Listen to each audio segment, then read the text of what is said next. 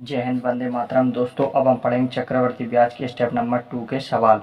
चक्रवर्ती ब्याज के step number first के हमने आपको क्वेश्चन लिखवा दिए हैं और हल शायद पूरा हमने आपको बताया है, जो कि हमने पहले सरल पढ़े थे। अब हम थोड़े से कठिन पढ़ेंगे। तो हमारा फर्स्ट क्वेश्चन जो कि आपको स्क्रीन पर दिख रहा होगा कि एक धनराशि चक्रवर्ती ब्याज पर 3 वर्षों में 3 गुनी हो जाती है, तदनुसार वह अपनी मूल राशि की 9 गुनी कितने वर्षों में हो जाएगी। तो हमारा जो हल होगा दोस्तों वो इस प्रकार होगा, यानी कि वर्ष निकालना है अब हमको।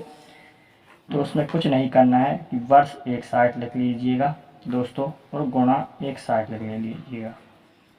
अब इसने क्या बोला है वो पढ़िए कि 3 वर्षों में 3 गुनी, यानी 3 वर्षों में 3 गुनी हो जाती है, तदनुसार वह अपनी मूल राशि की 9 गुनी कितने वर्षों में हो जाएगी। यानी कि 3 का गुणा फिर करेंगे तीतर के 9, तो यहाँ पर भी होगा। ठीक है, यानी कि 3 वर्षों में फिर 9 गुनी हो जाएगी, यानी कि 3 ये जुड़ेगा और एक 3 ये जुड़ेगा, मतलब 6 वर्ष में जो है 9 गुनी हो रही है दोस्तों। ठीक है, समझ में आया? क्योंकि उसने ये बोला था कि 9 गुनी कितने वर्षों में हो जाएगी, तो 6 वर्षों में हो जाएगी, यानी 6 वर्ष आपका आंसर हो जाएगा दोस्तों। ठीक है, इसी प्रकार का अगला क्वेश्चन है दोस्तों। एक धनराशि चक्रवर्ती ब्याज पर जमा करने पर 4 वर्षों में अपनी दुगनी हो जाती है, तदनुसार वह कितने वर्षों में अपनी 4 गुनी हो जाएगी। तो हमारा जो हल होगा दोस्तों इस प्रकार होगा, कुछ भी नहीं करना है। अब यहाँ पर देखिए, एक साइड वर्ष लिख लीजिएगा और एक साइड गुणा। ठीक है, अब यहाँ पर पढ़िए कि एक धनराशि चक्रवर्ती ब्याज पर 4 वर्षों में अपनी दुगनी हो रही है, मतलब 4 वर्ष में दुगनी हो जाती है, तदनुसार वह कितने वर्षों में 4 गुनी हो जाएगी। ठीक है, तो दुगनी हो रही है 4 वर्षों में, फिर अगले 4 वर्षों में कितनी हो जाएगी, 4 गुनी हो जाएगी। ठीक है, मतलब 8 वर्षों में आपकी 4 गुनी हो गई दोस्तों। ठीक है, यही प्रश्न में पूछा था आपसे कि तदनुसार कितने वर्षों में अपनी 4 गुनी हो जाएगी, तो 8 वर्षों में। कितने वर्षों में दोस्तों, 8 वर्षों में 4 गुनी हो जाएगी। ये आपका राइट आंसर है, करेक्ट आंसर 8 वर्ष। ठीक है, अगला क्वेश्चन है इसी प्रकार का दोस्तों कि चक्रवर्ती ब्याज पर निवेशित एक धनराशि 5 वर्ष में दुगनी हो जाती है, तदनुसार वह मूल की 8 गुनी कितने समय में हो जाएगी। तो हमारा जो हल होगा दोस्तों इस प्रकार होगा। यहाँ पर देखिए कि धनराशि 5 वर्षों में यानी कि दुगनी हो जाती है, तो वर्ष और गुणा एक साइड लिख लेंगे। 5 वर्षों में दुगनी, ठीक है, दुगनी हो जाती है, तो वह तदनुसार मूल की 8 गुनी कितने समय में हो जाएगी। मतलब अगली 5 वर्षों में फिर 2 दूनी 4 गुनी हो जाएगी, फिर अगले 5 वर्षों में कितनी हो जाएगी, प्लस से प्लस करते जाइए, 8 गुनी हो जाएगी। तो कितने वर्षों में ये 8 गुनी हो गई दोस्तों, 5 5 दूनी 10, 5 के 15 जोड़ दीजिए, यानी 15 वर्ष में 8 गुनी हो गई आपकी। यही पूछा था प्रश्न में कि मूल की 8 गुनी कितने समय में हो गई, 15 समय, यानी 15 वर्ष में हो गई। 15 वर्ष आपका करेक्ट आंसर है दोस्तों। ठीक है, इनमें कुछ नहीं है, वर्ष और गुणा कर दीजिए। ठीक है, और शुरू में जो है उसी को दोगुना करते जाइए दोस्तों, वैसा आपका आंसर हो जाएगा। मतलब अगला सवाल है दोस्तों, 10,000 पर 2 वर्षों के चक्रवर्ती ब्याज और साधारण ब्याज का अंतर 25 रुपये है, तदनुसार वार्षिक ब्याज दर कितनी है। मतलब आपको दर निकालनी है। अब यहाँ पर फैक्ट बात पढ़िए कि चक्रवर्ती ब्याज और साधारण ब्याज का अंतर दे रखा है, मतलब दोनों हैं, चक्रवर्ती ब्याज भी और साधारण ब्याज भी, और आपको दर निकालनी है। तो इसको किस प्रकार से हल करते हैं। ठीक है, चक्रवर्ती ब्याज और साधारण ब्याज के अंतर को ज्ञात करने के लिए एक सूत्र की जरूरत पड़ती है दोस्तों, और वो सूत्र वो ये है। तो हमारा जो हल होगा दोस्तों वो इस प्रकार होगा कि चक्रवर्ती ब्याज और साधारण ब्याज का अंतर, ठीक है, बराबर मूलधन, ठीक है, गुणित दर बटा 100 और गुणित दर बटा 100। हमने इसलिए दो बार लिखा है क्योंकि समय 2 बार दे रखा है। ध्यान से पढ़िए कि 2 वर्षों के, यहाँ पर आ रहा है ना कि 2 वर्षों के चक्रवर्ती ब्याज और साधारण ब्याज का अंतर 25 है। तो 2 वर्ष के लिए ये वाला सूत्र लगता है। तो ये अंतर जो है वो चक्रवर्ती ब्याज है, आपने लिखा नहीं है चक्रवर्ती ब्याज और साधारण ब्याज, ठीक है, इनका अंतर है, तो लिखने में ज़्यादा बड़ा हो जाएगा। तो चक्रवर्ती ब्याज और साधारण ब्याज का अंतर कितना दे रखा है दोस्तों, 25 रुपये, ठीक है। मूलधन दे ही रखा है 10,000 रुपये, ठीक है। अब गुणित 2 वर्षों के, अब यहाँ पर हमको क्या निकालनी है, दर निकालनी है। दर को आर से दर्शाती हैं, आपको पता ही है, गुणित r/100 गुणित r/100, ठीक है। जितना कट रहा है उतना काट दीजिएगा, 2 जीरो से 2 जीरो कट जाएंगी, ठीक है, 2 जीरो से 2 जीरो कट गई, ठीक है, 25। अब ये r बचा तो r गुणित r² हो जाएगा, ठीक है। अब 25 जो है किसका वर्गमूल होता है, 5 का, ठीक है। बराबर में जो है घातें आमने सामने कट जाती हैं, यानी कि आपकी दर कितनी निकल कर आ गई दोस्तों, 5%, ठीक है। ये प्रश्न में पूछा था कि दर कितनी है, तो 5% आपका करेक्ट आंसर हो जाएगा। ध्यान रखना ये सूत्र लगेगा इसमें, क्योंकि 2 वर्षों का चक्रवर्ती ब्याज और साधारण ब्याज का अंतर दे रखा है, तो ये वाला सूत्र लगेगा, ध्यान रखना दोस्तों। नेक्स्ट क्वेश्चन है इसी प्रकार का है, सेम टू सेम, बस संख्या चेंज है दोस्तों, कि किसी धनराशि पर 8% ब्याज की दर से 2 वर्ष के चक्रवर्ती ब्याज तथा साधारण ब्याजों का अंतर 768 रुपये, तो वह धनराशि होगी। मतलब कि मूलधन पूछा है, तो हमारा जो हल होगा वो इस प्रकार होगा, 2 वर्ष का समय दे रखा है, सूत्र वही लगेगा, चक्रवर्ती ब्याज और साधारण ब्याज का अंतर बराबर मूलधन को P से दर्शाते हैं, गुणित दर को R से दर्शाते हैं, ठीक है, 2 बार लिख देंगे हम। अब यहाँ पर क्या करना है, इसने क्या पूछा है, धनराशि यानी मूलधन ये निकालना है हमको, ठीक है। चक्रवर्ती ब्याज और साधारण ब्याज का अंतर दे रखा है 768 रुपये, ठीक है। मूलधन हमको निकालना है, दर इसने दे ही रखी है 8%, ठीक है। तो R की जगह हम 8 रख देंगे, 8, ठीक है। जितना कट रहा है उतना काट दीजिए, 8 एकम 8, 8 नाम 72, 8 छंग 48, फिर कट रहा है 8 एकम 8, 8 दूनी 16, ठीक है। अब क्या होगा कि 12 का गुणा 100 और 100 में हुआ, मतलब दोनों में हुआ, तो 4 जीरो लगा देंगे, तो कितना आ गया, 1,20,000 मूलधन आ गया। यही आपसे प्रश्न में पूछा था कि यहाँ पर राशि कितनी है, यानी धनराशि कितनी होगी, तो मूलधन होगा 1,20,000, ये आपका करेक्ट आंसर है। बस सूत्र ये लगना है, ध्यान रखना, इसलिए सूत्र को रख लो, क्योंकि इससे इस प्रकार के प्रश्न जो है बहुत ज़्यादा परीक्षाओं में पूछी जाती हैं, एसएससी, बैंक, रेलवे, सभी परीक्षाओं में ये प्रश्न बनते हैं दोस्तों। नेक्स्ट क्वेश्चन है दोस्तों कि एक धनराशि पर 3 वर्षों के लिए, अब यहाँ पर शब्द आया है 3 वर्ष, ध्यान रखना, ये 3 वर्षों के लिए 10% वार्षिक ब्याज की दर, साधारण ब्याज तथा चक्रवर्ती ब्याज का अंतर 31 रुपये है, तदनुसार वह धनराशि कितनी, यानी मूलधन निकालना है। कुछ नहीं करना है दोस्तों, तो हमारा हल होगा वो इस प्रकार, थोड़ा सा सूत्र में ये बदलाव हो जाएगा, क्योंकि यहाँ पर समय 3 वर्ष का दे रखा है।